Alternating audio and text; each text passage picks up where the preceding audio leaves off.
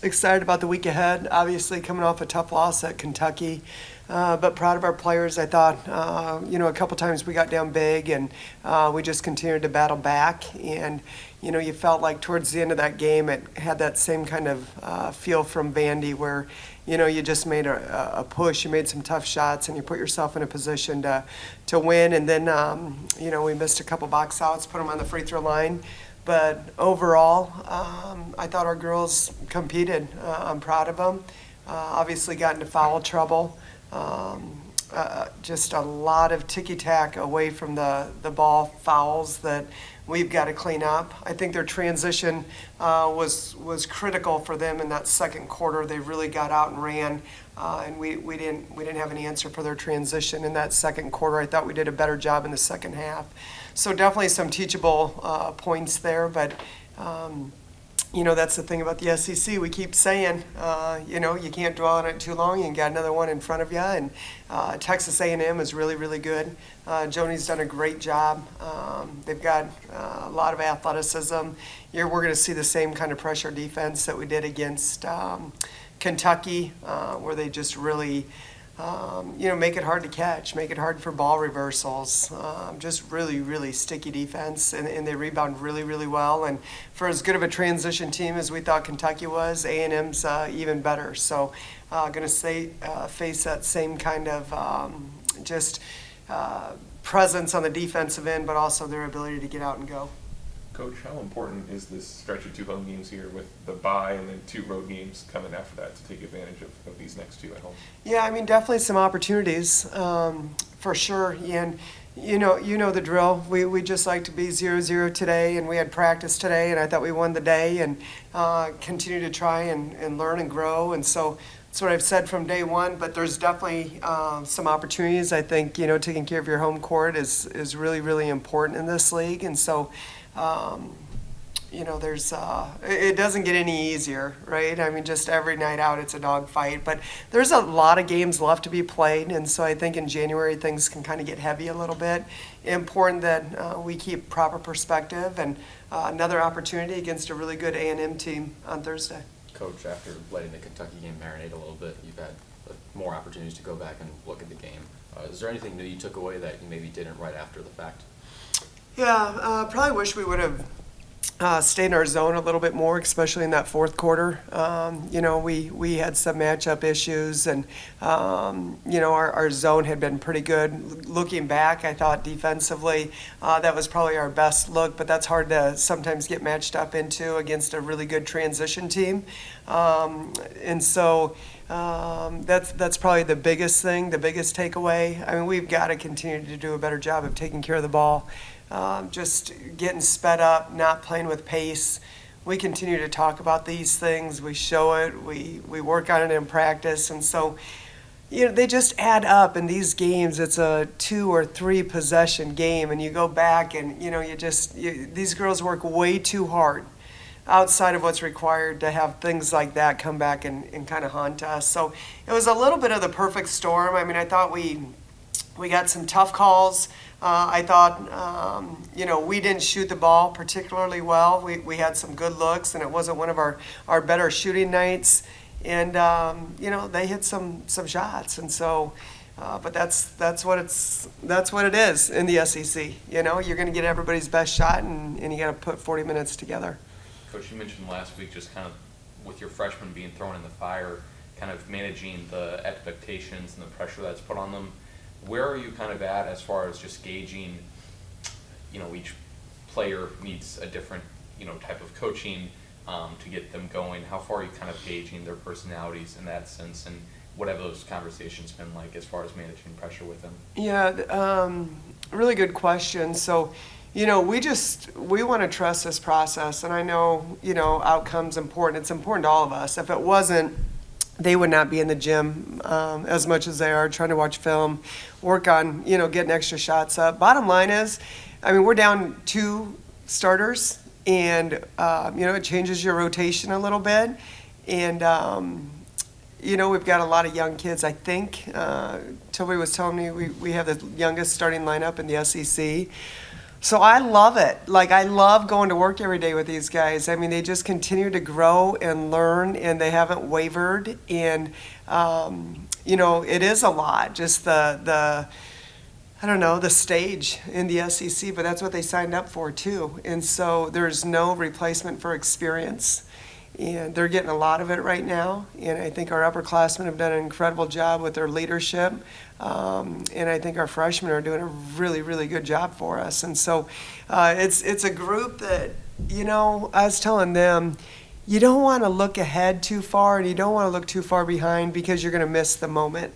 And I want to be in every single moment with this group because they're just on so many different levels, such a special group. But we always do. We break down film, win or lose, individually. These are the things that we need to continue to do and build off of. Here's some areas of improvement that we think we really need to hone in on. Try to make our film sessions question-based, not give the answers, but help them to think the game and be able to understand, what we're seeing versus what they're seeing and have really good dialogue. And, that's what makes those film sessions so fun is when they're interactive versus us just being a dictatorship, but also understanding where they're at, what are they seeing, and how do we get better from here. Robin, having the youngest starting lineup in the SEC, just how beneficial are these close games that you guys have had earlier, and also the tough competition? How's that going to benefit them down the road? And what do you think that they have really taken from learning lessons for the SEC so far? Yeah, I think there's no replacement for the physicality of the league, and just to actually experience that. I think is really, really important. Our upperclassmen have been there, they've done that, but it's a new physicality and just the pace that the game's played at. I do think these, just 2 and 3 possession games, those experiences and being able to debrief and look back and, did the game feel more sped up? Did at that point, just where were we at mentally? Were we playing not to lose or playing to win? And just really being in touch with, mentally where we were at. But also time and score, situations, quick shot versus, just the shot that we need. Offensive rebounding. You get, new shot clock, kick out. Let's get that great look that we need to make sure that, it's a bucket and we can get back on defense. And so there's so many teachable moments, but I think that comes from wins and losses, tight games and not so tight games. And the big thing is, for us, we've got a group of girls that they want it so bad. And so they're hungry. And they haven't wavered, and they continue to do it again and again. And there's no doubt in my mind with the youth that we have on this team, it's going to pay big dividends as they continue to grow and we move forward. Coach, with Grace in particular, her jumper, she's at 1.31 points per shot on her jumper, and she's always been effective around the rim too. But did you expect the jumper to translate so well to the college game when she came in, and just what has helped her as a scorer? Obviously really doing a great job. I love how hungry she is to get better defensively. That's been her biggest focus right now. But in regards to her shooting, I'm not surprised, to be honest with you. She did it all in high school. She was a 3-level scorer. She was facing double teams and sometimes had to bring the ball up, sometimes played with her back to the basket, sometimes was face up. And she was doing it all at a pretty efficient level. So we knew we were getting someone special. And it's just been fun to see, I think, how quickly it's translated into the college game. She's got a really bright future ahead of her. Coach, speaking of growth and being teachable, Ashton's had a few games this season where she struggled shooting the ball and has turned it over a few times, but she's made a very big impact on the class. Yeah. What would you make of her ability at this point in her career to contribute positively to your team when she's not scoring the ball? Yeah, I think it's hard, and this is a conversation we have a lot, too, with our players, because they're so married to their shot at times because they put in so much time, and when it's not going well, it's easy to get deflated. And so the maturity that you have to have, when you take that court, to find other ways to be able to impact the game. And I think Ashton is a young lady that can impact the game on both sides of the ball. When she's scoring, obviously that helps us, but also what she can do from a defensive standpoint, from a rebounding standpoint, her leadership. All of those things are so impactful for our team. And so to be able to help her live in that space mentally, that she doesn't get hijacked when the ball's falling for her and when it's not. And I think I've seen a lot of growth in that area. And that's what the greats do, right? You got to control what you can control. To be honest with you, I think she could probably get a couple more steals a game.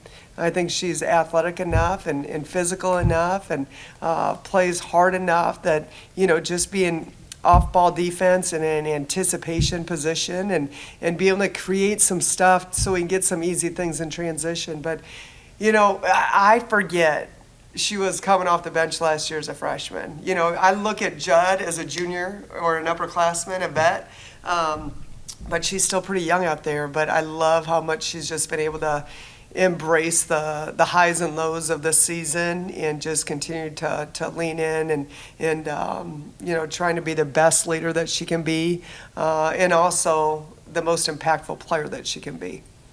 Coach, you mentioned a few times with Grace, she kind of has like a business type mind where she never gets too high, never gets too low. How does that help her out when you guys are in tight games with a lot of pressure? Yeah, I think it's just a calming factor. I mean, you'd have to ask her, if she feels sped up inside, but she definitely doesn't give off that vibe. And for a freshman to just be so poised, I think is huge. But that's what we see every day in practice too. Practice games, 1 possession game, 15 possession game. I mean, she's just very steady Eddie, and I think it's next play mentality. I think, she's obviously had a great high school career, and I know her parents are very involved in just the mental side of the game, and has a great supporting cast and very mature for her age. But it's pretty impressive how she handles that as a freshman. We'll take one or two more. Coach, looking ahead to Texas A&M, they are a very big team and rebound the ball really well. Yes. How do you plan to mitigate their impact on the glass? Yeah, they are very good. I think averaging 16 offensive rebounds a game. And so that and their transition attack is pretty lethal. And so 2 areas that we're just going to have to continue to challenge our players and hone in on. Obviously, there's only so much you change in your 2 days of practice leading up to it. But just the urgency that we have to have, and we can do it. We've talked to our players before about, even at Vandy, we had possessions where we had such great rotations that we'd put out 4 and 5 fires within 1 possession. That just having that grit and that sense of urgency. We've got to play defense and rebound like the house is on fire with that kind of sense of urgency. And that's just, you've got to choose to come out and take the court with that mentality and hold each other accountable to that's got to be the standard. And usually when we're playing at that level, good things are going to happen for us. We're not going to get every rebound, but we're going to get a lot more than we would have if we just kind of played it safe and, just not having the alertness that we need to.